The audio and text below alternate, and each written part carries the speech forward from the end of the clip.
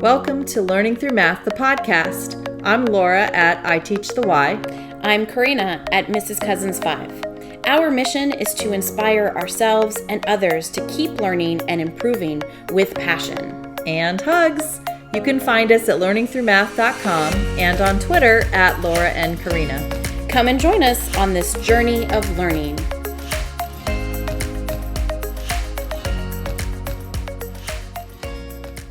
Thanks for joining us again. We are recording this in June of 2020, and welcome to episode 2, Number Talks. We decided to start with number talks because first, we've already discussed them in episode 0 as part of our origin story. Yep. We figured it would be the best way to get started with our podcasts, and we know that number talks are so important in our own classrooms that we will revisit this topic again and again and again. Absolutely. Laura, would you like to give us a little history of number talks? Sure. Back in the 1990s, Ruth Parker and Kathy Humphreys created this idea of number talks, which I didn't even find out about until 2012, which makes me annoyed at myself. However, once you know better, you do better. So we do better. In 2012, I was at the Mickelson ExxonMobil Teachers Academy, and they handed us some books. And one of the books was Sherry Parrish's Number Talks book. And I was like, what is this? That led me down the path to find out more about Kathy Humphreys and Ruth Parker. And they published a book in 2015 called Making Number Talks Matter. Okay. And we decided to share their definition, which is on page 5 of chapter 1 of what a number talk is. What a number talk is. They say, a number talk is a brief daily practice where students mentally solve computation problems and talk about their strategies as a way to dramatically transform teaching and learning in their mathematics classroom. I know that in a lot of classrooms, people are talking about discourse and having kids talk about the math. This is a specific number sense routine called a number talk. So somebody might say, oh, we have math talks. Well, that may just be a different number sense routine, which we can talk about in our future episodes. Right. Laura, why don't you tell us why we should use these in our classroom? There are many reasons. However, we came up with our top 3, I'd say. Mm-hmm. One is to build the student's number sense. There is no common definition of number sense, believe it or not. However, if we talk about, oh, you're literate, well, we want kids to be numerate. We want them to be accurate, flexible, and efficient with numbers, right? Mm-hmm. So another reason why we have number talks, we use number talks in our classroom, is to build community in the classroom.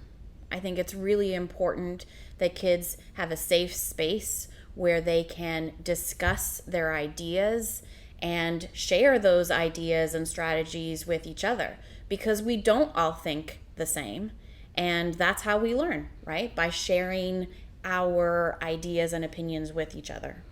And the third reason I would say is to build that mathematical discourse where students learn how to use their words to communicate their mathematical thoughts. It's so important. So important. So let's talk about what it actually looks like in our classrooms, because you and I are in the elementary world, and we've heard lots of people say, oh, we can't do this in middle or high school. Yes, you can. Right. I have facilitated number talks in a 3rd grade classroom and in a 5th grade classroom, my own classrooms. And I've done K through 5. And they do look different in Absolutely. K through 2 classrooms than they do in 3 through 5. The content. Right. But the routines are the same. Correct. I think the most important thing to remember as a teacher when you are facilitating a number talk is that you are the facilitator. You are there to record the thinking of the students. You want to see what they can do and what they can bring to the problem, right? What strategies do the students have?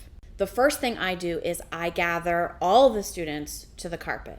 And yes, even 5th graders will come to a meeting area, sit on the floor, and discuss a mathematical problem. So what do we do with the 6th through 12th graders? They come to the carpet too. So what if a teacher is like, I'm not putting a carpet in my 12th grade calculus class. It is a teacher choice. However, I think that you would really lose the magic of a number talk if you don't gather them together in that area. Another important reason why you should take them away from their desks is that number talks are supposed to be done mentally. And if they are at their desks, they have access to paper, pencil. Right, and they want to pull those things out. Yep. Instead of really using the mental math aspect of these number talks. So even if you don't have a carpet, maybe if you have a dedicated area, a dedicated space on the floor, which is challenging for all teachers because we only have limited space. Right. And who knows what that's going to look like. We don't. In our 2020 COVID classrooms, I am back in the schools. I'm definitely discussing what it looked like pre-COVID, but things will have to be flexible. I was actually doing number talks remotely through the computer during our live meets. So you need to have the kids synchronous, right? Not asynchronous. This can't be like a recorded thing because we need their participation so we can hear their thoughts. But the first time I said we're going to do a number talk, the next day I hadn't planned one. And one of my students said, are we going to do another number talk? I was like, absolutely. It is really something that they look forward to once you start creating that habit in the classroom. Let's just go back though, what it actually looks like. So yes. I do bring them to the carpet. I write an expression on the board. Horizontally. And that's on purpose. It is on purpose. And then I allow the students some think time, which is very important in number talks. The teacher has to provide students with the opportunity to think. And you have to become a master at wait time as a teacher. So we talk about hand symbols that the kids do. Yes. I say, it's number talk time, and the kids make a fist and they put it over their heart. That's the signal right at the beginning. Okay, my mind is set now to do a number talk. I write the expression horizontally, and I sit there and look around, and I wait, and I wait, and I wait. And as the first students solve the problem, they put up one finger. And I tell them, obviously at the very beginning, you have to go through this routine with them. We're just assuming you all know what we're talking about at this point.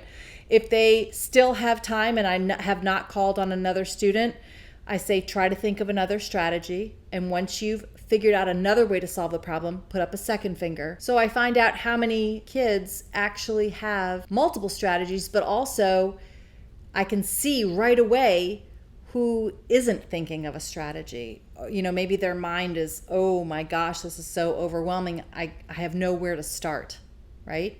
And I always tell the kids, this is a silent conversation between you and me. So they all have to be facing me. They can't be facing each other. Right. Students will share their answers. The teacher only records what they say.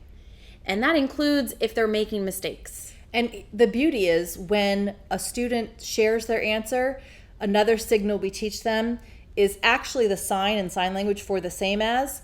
And we tell them, we're going to use this for I agree with you. Like I think the same as you. Mm-hmm. So if a student says a correct answer and some kids are giving that sign and then the next student says another answer and it's incorrect, some kids still might agree with them. Yep. But that's where the beauty lies in number talks. Absolutely. Because then you have answers, you have strategies, you have math up on the board that you can discuss. And you want the kids to catch themselves and each other in those in how they were thinking and how to change their thinking. Once I call on a student and I record what they say, and if they say add a zero, ooh, baby, we get to have a whole discussion about that. Isn't that one of your favorite things to talk about too? Another beauty about when students are presenting their thoughts, some of the students that maybe got their answer wrong, they'll just raise their hand or they'll say, I want to revise my answer. And I'm like, no problem. And I just cross it off or whatever. Yes, it's so important that students know that revision isn't something that only happens in writing. And being self-contained, I love that I can bring different things into the classroom from all subjects. One thing that I've learned, and this is learning through math, one thing that I've learned about number talks is you want students to be mathematically efficient, flexible, and accurate. There's a great definition in Sherry Parrish's book, which is on page 5. Go ahead and tell us those definitions. Accuracy denotes the ability to produce an accurate answer. Of course, we want them to get it right. Of course. Efficiency refers to the ability to choose an appropriate, expedient strategy for a specific computation problem. Now, that is a great point that we need to make, that what's efficient to me is not necessarily efficient to you. Because if you don't understand what I'm talking about, that's not efficient at all. Right.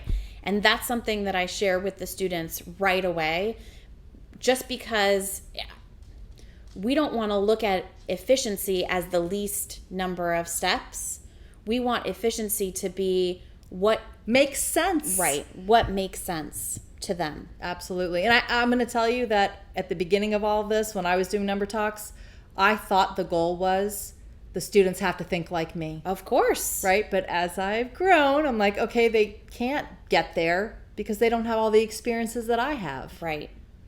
Flexibility means the ability to use number relationships with ease in computation, which is another great strategy to have in math, is to be flexible. In reading, we want our students to be reading accurately. Of course, we want them to say the right words when they're reading. Right. In 5th grade, one standard is to quote accurately from the text. Flexibility looks like when I start a book, I might think something's going to happen.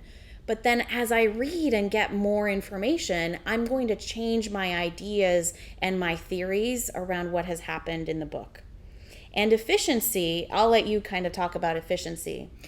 I came across Jim Quick's Super Reader course. I took it. I did it. And one thing that I found out is that most of us are still reading like 7-year-olds, like when we were taught how to read. We are saying word by word by word in our head. We're sub-vocalizing what we're doing. And we have to get ourselves out of that to become more efficient readers. One time, and this was many years ago because I remember Christian, my son, was younger. My mom and Christian and I were driving down to a mall and we had some time to kill. And I said something about a subtraction problem. And this was probably when maybe a few years after I knew about number talks. And I asked the two of them, as well as myself, to solve it. So I gave all of us some think time in the car, and I said, what's your answer? And my mom said, and Christian said he got the same answer. I said, I got the same answer too. So I said, Mom, how did you solve the problem? And she told me one way. Christian said, I solved it differently, and he told us his way. And then I said, well, this is how I solved it. And we all solved it a different way, but we all came up with the same answer, which is the testament to the power of number talks. Yes. In our show notes, we are going to put the 2 books that we've been referencing, Making Number Talks Matter by Kathy Humphries and Ruth Parker, and Number Talks by Sherry Parrish. There are other number talk books specifically, but these are the 2 that we have turned to many, many times. Listeners, we have a challenge for you. In our show notes, we are going to put a 3-minute YouTube video of Ruth Parker and Kathy Humphries talking about number talks. Whether you've done number talks or have not, I challenge you to watch that 3-minute video. Then we have another challenge. It's kind of a Twitter challenge, isn't it? It is. It is. If you've done number talks, we want you to share your experience. We want to bring you along this journey with us. Feel free to share a picture, and a story. Right, anything. And tag us at Laura and Karina. Should we tell them why we couldn't pick at Learning Through Math on Twitter? I think we should. There were too many characters. So now you have to tag us at Laura and Karina. If you've never done a number talk, try it out and share what happened when you did. Even if you do it with an adult. We'd love for you to subscribe to our podcast and give us a 5-star review on your favorite podcasting platform. We invite you to join the conversation on Twitter by using the hashtag LearningThroughMath. We'd love to hear your feedback. Make sure to tag us at Laura and Karina. It's always a pleasure to talk to you. To you too.